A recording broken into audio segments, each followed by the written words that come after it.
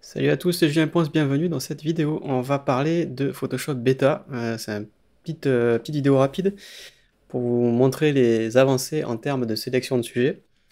Donc ici, j'ai un visuel que j'ai trouvé sur Unsplash et j'ai fait une sélection de sujets. Donc j'ai déjà préparé un PSD, donc on va faire comme si ce calque-là n'existait pas. Donc ça, c'est le calque d'origine, il n'y a rien. Et je veux faire un masque pour pouvoir changer le fond.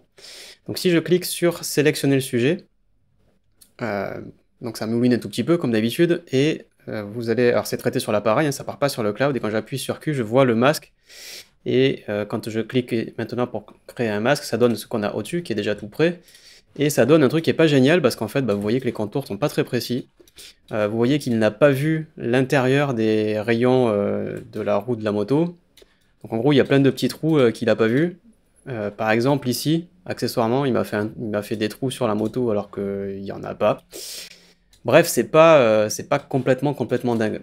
Si on revient sur le calque d'origine et qu'on va sur la sélection ici d'objets, donc c'est le tiroir de la baguette magique et outil sélection de l'objet, quand on prend la sélection sur le cloud, donc là j'ai cloud qui est activé, quand je survole, on voit que si je clique par exemple sur la moto,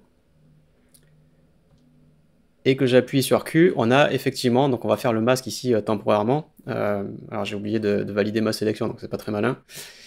Donc si je valide mon masque, alors, déjà on n'a que la moto, mais on aurait pu cumuler aussi avec le pilote, mais on voit que c'est un peu mieux, mais c'est toujours pas ça. Il y a toujours des trous, par contre on a au moins les rayons, même s'ils n'ont pas l'air très précis, quoi.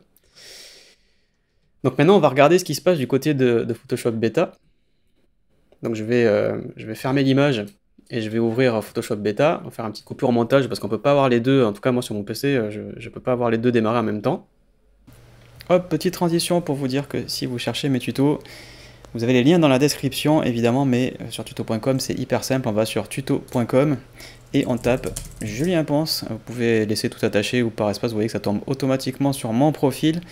Vous avez tous les derniers tutos classés par chronologie, donc les plus récents sont en haut. Si vous cherchez des formations complètes, vous avez carrément un onglet formation complète et ensuite par logiciel. Donc si vous cherchez une formation complète à Photoshop, hop, il y a la petite pastille Photoshop, ça peut être sur Lightroom, ça peut être sur Camera Raw, etc. Donc j'ai fait des formations complètes à tous les logiciels de retouche photo, puisque c'est à peu près pour ça quand même essentiellement qu'on me connaît sur internet. Donc en gros, Photoshop, Capture One, DxO, Affinity Photo, Luminar, il y en a pour tous les goûts.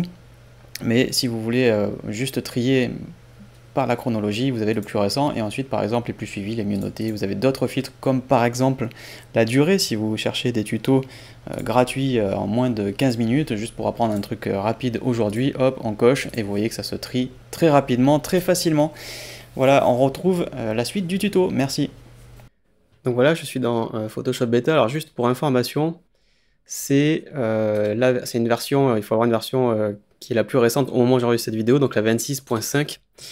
Donc ça, si vous vous souvenez, ici c'est le masque de Photoshop CC version stable, et là j'ai donc mon calque Photoshop CC Beta, on va appliquer sélectionner un sujet, donc le même bouton au même endroit, on ne change rien, et vous voyez que cette fois-ci par défaut, quand je clique pour rajouter le masque, qu'est-ce qui se passe? On va avoir quelque chose de meilleure qualité, c'est pas encore parfait, regardez ici il y a un trou, il n'est pas complètement troué ici, il y a un bout de ciel, mais par contre si on compare ce masque avec maintenant, ce masque, vous voyez que ça n'a quand même rien à voir. Regardez le contour par exemple des mains. On peut regarder aussi l'arrière de la moto et du pilote. Si on regarde maintenant celle de Photoshop CC stable, quand on fait le alt-click ici, on voit que le contour est un peu moins précis. Au niveau des rayons, les roues, alors là c'est carrément évidemment le jour ou la nuit. Vous voyez ici, on a bien tous les rayons, on a le disque de frein, on a tout ce qu'il faut. Et quand on repasse sur l'ancien, regardez le petit trou aussi, là, on avait le câble. Et un petit trou, donc c'est un câble, il manque d'ailleurs ici accessoirement, il y a un trou là qui est pas fait avec un bout de ciel, donc c'est quand même bien meilleur. Si maintenant on passe, si on enlève le masque, on va faire clic droit, supprimer, et qu'on essaye de passer par la sélection d'objets, et qu'on mette donc résultat sur le cloud, Donc on va survoler les objets qui ont été détectés. Vous voyez que déjà il y a plus de trucs qui ont été détectés. Donc on va sélectionner la moto. Vous voyez que la moto, si je fais maintenant mon masque dessus, voilà, c'est pas encore complètement parfait, mais au moins on aura là aussi les rayons de la roue et le petit câble ici, les petits trous. Donc on a quand même une meilleure qualité sur le bouton de la sélection d'objets. Ici, pour avoir la méthode manuelle, il faudrait faire un shift-click, vous voyez, pour avoir les deux avec le pilote, etc.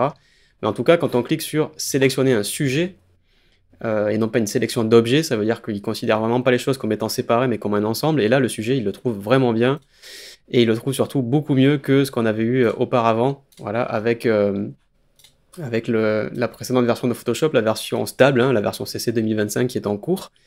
Il y a encore un petit peu moyen d'améliorer ça. On voit, si mes souvenirs sont bons, il y a un tout petit bout ici qui n'a pas été pris de ciel. Je regarde ailleurs, mais regardez, même la roue arrière, voilà, on a tous les rayons de la jante et tout. Si je remets celle de la version stable de Photoshop, on voit bien que c'est quand même le jour et la nuit. On peut espérer du coup que ça s'améliore encore d'ici la sortie de la prochaine version de Photoshop. Donc comme vous le savez, c'est à l'automne, au moment de l'Adobe Max, la version stable. Peut-être que cette nouveauté sera intégrée dans une version annuelle. Vous savez que maintenant les mises à jour sont pluriannuelles. Et qu'on dira dans une nouvelle version, la prochaine, peut-être que dans les notes de version, il y aura marqué que cet outil a été amélioré. Donc je ne sais pas quand est-ce qu'ils vont finalement dire que ça a été amélioré, mais si vous installez la bêta, vous avez des sélections complexes à faire, bah, vous pouvez mieux vous en sortir, travailler plus vite. Et puis franchement, les versions bêta sont devenues très propres maintenant, c'est-à-dire que franchement, moi, ça m'est arrivé de travailler avec un peu au jour le jour, ce qui est techniquement quelque chose qu'il ne faut pas faire. Et j'ai jamais eu de crash, quoi. Donc après, j'ai une machine assez confortable, mais quand même, j'ai quelque chose de plutôt stable avec la version bêta. Maintenant, encore une fois, si à vos risques et périls, on n'est pas censé travailler en production avec, mais voilà, je pense à ceux qui font des détourages un peu compliqués.